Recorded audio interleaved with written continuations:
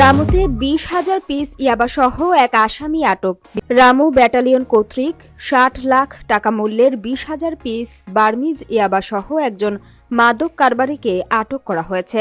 Ramu battalion সূত্রে জানা যায়, বর্ডার গার্ড বাংলাদেশ কক্সবাজার রিজিয়নের আওতাধীন রামু সেক্টরের দায়িত্বপ্রাপ্ত ইউনিট হিসেবে রামু ব্যাটালিয়ন দীর্ঘদিন ধরে সীমান্ত নিরাপত্তা নিশ্চিতের পাশাপাশি চোরাচালান, মাদকদ্রব্য পাচার প্রতিরোধ, অবৈধ অনুপ্রবেশ এবং আন্তঃরাষ্ট্রীয় অপরাধ দমনে সক্রিয় ভূমিকা রেখে আসছে।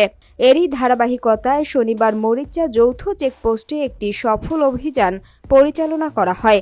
বিজ্ঞপ্তিতে বলা হয়, গোপন সংবাদের ভিত্তিতে রামু ব্যাটালিয়নের অধিনায়ক লেফটেন্যান্ট কর্নেল কাজী মাহতাবউদ্দিন আহমেদের দিক নির্দেশনায় এবং মেজর মোহাম্মদ আশিকুর রহমানের নেতৃত্বে বিকাল 2টা 20 মরিচা যৌথ চেকপোস্টে টহল জোরদার করা হয়।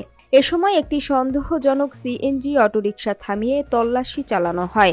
তল্লাশিকালে সিএনজি চালক মোহাম্মদ রমজান মিয়া, পিতা আজিজুর রহমান, গ্রাম তোতকখালী, ডাকঘর পিএম খালী, থানা কক্সবাজার সদর, জেলা কক্সবাজারকে আটক করা হয়।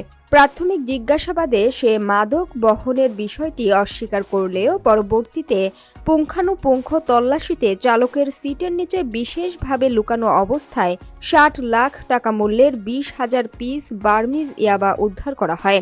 আটককৃত আসামির বিরুদ্ধে আইনানুগ ব্যবস্থা গ্রহণ প্রক্রিয়াধীন রয়েছে বলে বিজিবি সূত্রে জানানো হয়েছে।